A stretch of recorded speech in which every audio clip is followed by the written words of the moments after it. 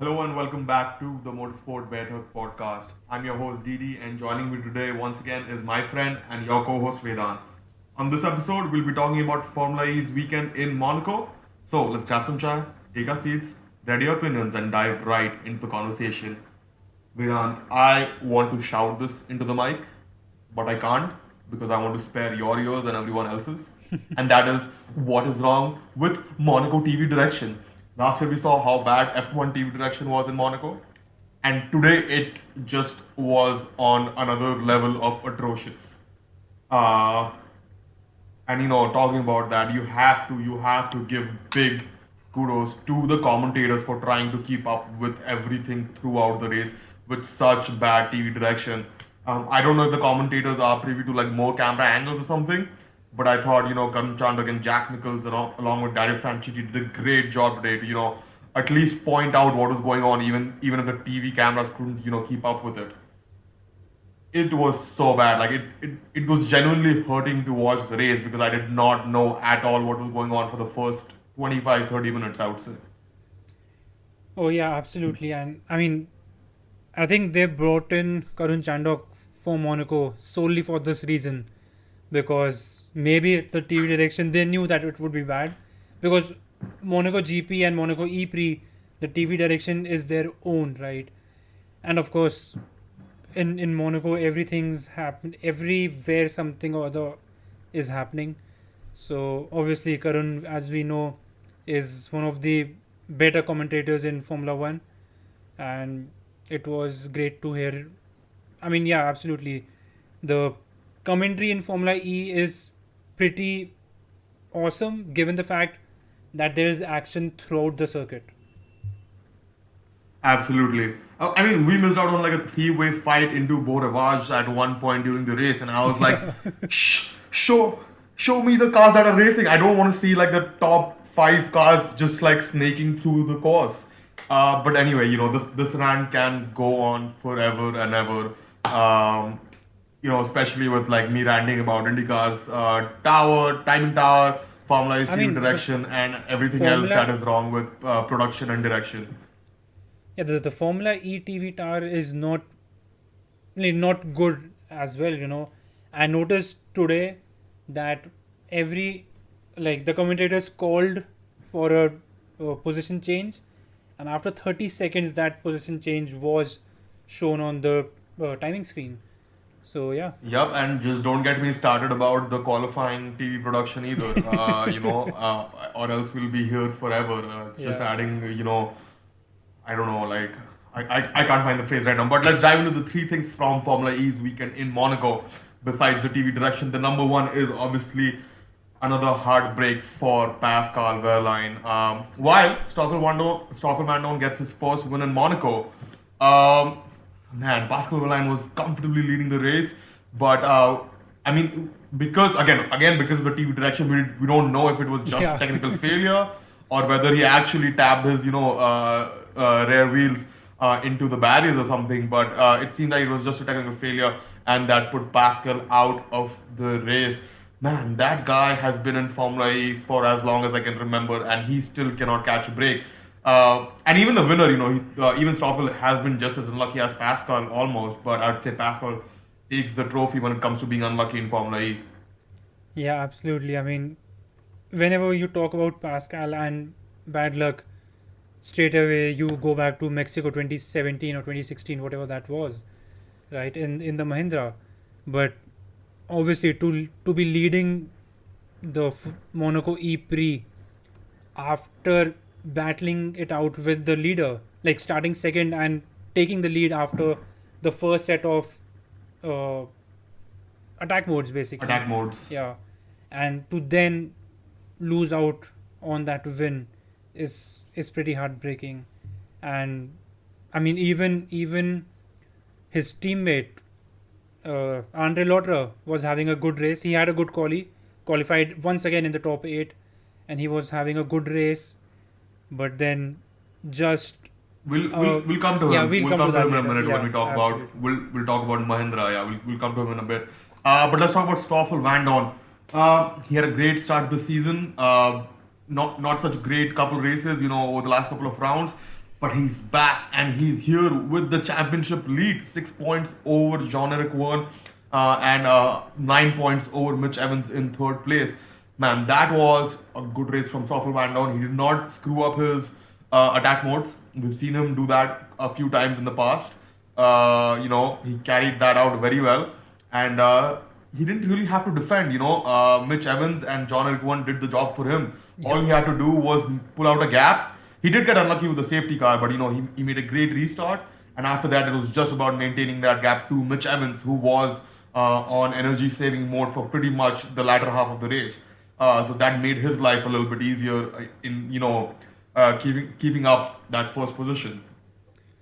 Yeah, I mean, I believe Mitch Evans lost time to Stoffel Vandoorne during the full course yellow, because after the full course yellow, we saw there was an entire attack mode size gap between Stoffel and Mitch Evans. Yeah, So but that was neutralized because of the safety car, which came two yeah, laps after. but I mean, it just goes on to show that Mitch Evans was really, really saving energy and was in big troubles with energy saving, and we saw him complain on the radio throughout the race. And that, I mean, Mitch Evans got lucky because of the safety cars and his attack mode timings, but overall, if that had not happened, he would have probably went behind even Robin Freins, I guess. Yeah, yeah, absolutely. I don't know. Jaguar showed like they had great pace last weekend, and they were back on top. But again, seems like it comes and goes. The struggle with their power units, basically. But let's move on to the second thing from this weekend for Formula E, and that is Mahindra goes pointless again. This has started to hurt physically now. Literally physically hurt. Oliver Rowland was, I believe, running P5 when he crashed out. And like Karan Chandak put it, it was ambition over adhesion for Oliver Rowland. And it ended both his and Andre Lauter's race. It's almost like he does not want to win. It's almost like he does not want any points. And just to put more numbers to that, Oliver Rowland has had 3 DNFs in a row. Now, yes, he got unlucky maybe once. Last weekend in Rome, I think it turned four. Yeah, like the turn up the hill, the left-hander, 90-degree left-hander. But 3 DNFs in a row, and his teammate is not really doing any better. Alexander Sims has had 2 in the last 4. So clearly, it's not. Yes, Mahindra is down on pace a little bit, but I think George Russell said something like, "You have to finish in order to get those points. You can't win if you don't finish," and that is the biggest issue I believe at Mahindra at the moment. We just need both of these drivers to finish. Simply finish. Yeah, absolutely. And I mean, it all goes down to that one sentence: ambition over adhesion. Because we have seen Oliver Rowland and Alexander Sims make those moves and get caught out. And especially Oliver Rowland, he came from Nissan. I mean, everyone was expecting good things from him, apart from the Mahindra machinery, but he was expected to perform better than maybe his teammate, maybe his contemporaries in that in that grid order basically. But yeah, I guess it's one of I mean, those. given that given that Roland started for the first time, like it was probably the only Mahindra to start in the top 10 this season so far. Maybe once again, like this is the most TV time we have seen a Mahindra have. And watching Oliver Rowland race was absolutely great until he was never making that corner, never. Even if he did not knock out Andre Lauter, he was never going to make that corner with the entry speed he had. So he had a great race until then. He was very impressive. Made a few great overtakes. It seemed he was doing great on energy management, and then just bins it. I mean, more importantly, just bins a great points haul that could have had. Mahindra hasn't had any points in ages now. So yeah, just hurts to see this happen, especially when there's so much potential in there. Yeah, absolutely. I mean, I think it's now time to both of them, like the team is doing their job on the car. That's a completely different thing, but both the drivers need to look back on their results, look back on their driving, and make some changes on their own. Because if they go on like this, even if Mahindra have the best car, they might not finish again, right? Yeah. Yeah. Yeah, and let's move on to the third and last big headline from Formula E's weekend in Monaco, and that is Maximilian Gunther loses out on points in the dying stages as teammate Sebastian Buemi finishes P8 from last place. Now, Sebastian Buemi did not get a lot of TV time, but I can't even imagine what his drive from last place to P8 looked like. And we all know, we have seen a few of these drives in Formula E before, but we all know, if you're in the last half of the pack, it's nearly impossible to make up decent places. And if you've done this on a weekend, then you deserve the very best. Yeah, absolutely. And I mean, for it to be Sebastian Buemi after the troublesome 2.5 years he has had in Formula E, especially, is it's great to see that. I mean, obviously he's not getting those results regularly, and it's not like this is not a sign of things to come, probably. But then again, to see that race, to see Sebastian Buemi produce a result, that would give him a lot of self confidence, a lot of boost, and that would, I mean, it just, it is good for the sport, because Sebastian Buemi is one of the legends of Formula E, as it were. He is statistically he's one of the greats in Formula E already, and it's always sad to see a great driver like him not do well. But we always I we mean, always even know that they have that spark to produce results. I mean, even more than that, right? I'm not sure about when Sebastian Buemi's contract expires with Nissan, but 75% of the driver market will be up for grabs at the end of the season before we move to Gen 3. So it is essential that Sebastian Buemi shows what he's capable of in order to continue to be a part of Formula E. A place where he has raced for, I think, from the very beginning, Yeah, absolutely. if I'm not wrong. So yeah, but talking about Maximilian Gunther, we've seen flashes of brilliance from him, and it seemed that after being 4% down on energy compared to the rest of the field, more than halfway through the race, he had made a great recovery to be on par on energy with the people he was racing with, and it seemed that he was going to finish in the points, but he just missed out in the last few corners as he went into the negative energy, basically overused the allotted energy. Uh, a little bit disappointed for him, but obviously, it is up to the driver to manage the energy. And if you're not finishing within the allotted energy, it is really, between the team and the driver to take responsibility for that. But I thought, he made a great recovery. Yeah, I mean, Maxi Gunter had been anonymous the whole season. I think he only had a couple of points in Mexico, but other than that, he was nowhere throughout the season.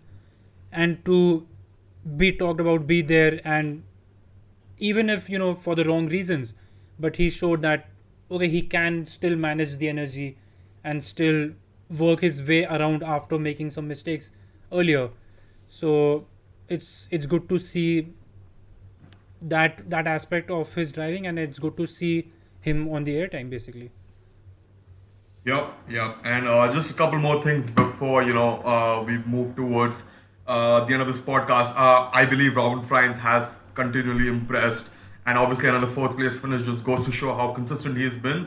And I think the only other driver who's been consistently in the points has been Stoffel Vandoorne so far this season and John Eric Won. So Robin Fries is putting together a great season and a great title challenge, and I can't wait to see if he can continue this over the next 10 rounds, and hopefully going into the last race can really put up a fight for the championship.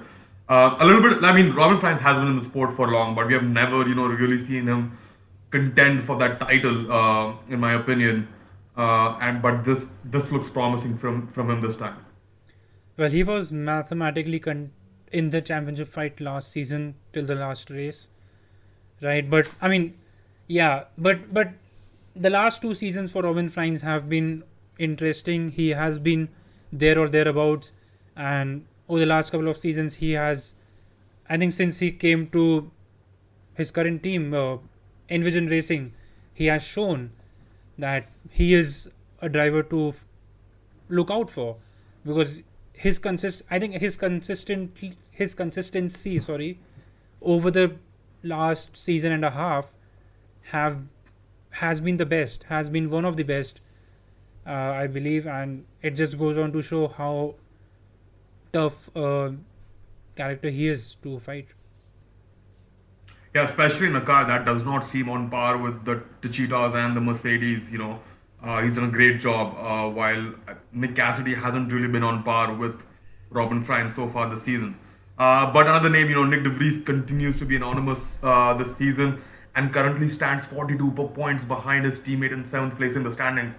Now, seventh place in the standings does not sound that bad, but being 42 points behind his teammate Stoffel Vandoorne after just 6 rounds is pretty huge.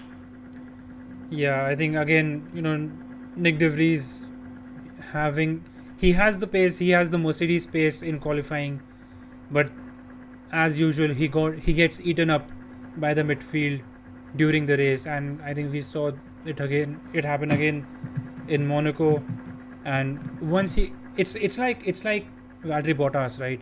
Once he gets eaten up by the midfield, he can't make up those spaces once again, and he Yep, struggles in the and midfield basically. and in that Mercedes, he struggled to get through Sebastian Buemi in a Nissan, which we know is not a fast car Yeah, compared to the Mercedes. absolutely. Uh, but yeah, that's all from my side. Without anything else that you would like to mention before we wrap up this podcast? Well, nothing about this weekend as such, but I think I have it's a broader thing, but we can talk about it later. Yeah, but nothing from this weekend.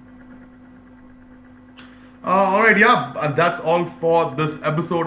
Just to recap, Stoffel Vandoorne leads the Drivers' Championship by 6 points over Jean-Eric Cohen, closely followed by Mitch Evans in third place, who's another 3 points behind. Mercedes EQ Formula E team leads the Constructors' Championship by 15 points over DS Techeetah after 6 rounds. This season is shaping up to be a great one. If you haven't been following it, go watch it. See what's happening. It's been absolutely scintillating, and we'll keep bringing you the latest from the world of Formula E. Catch you on the next one.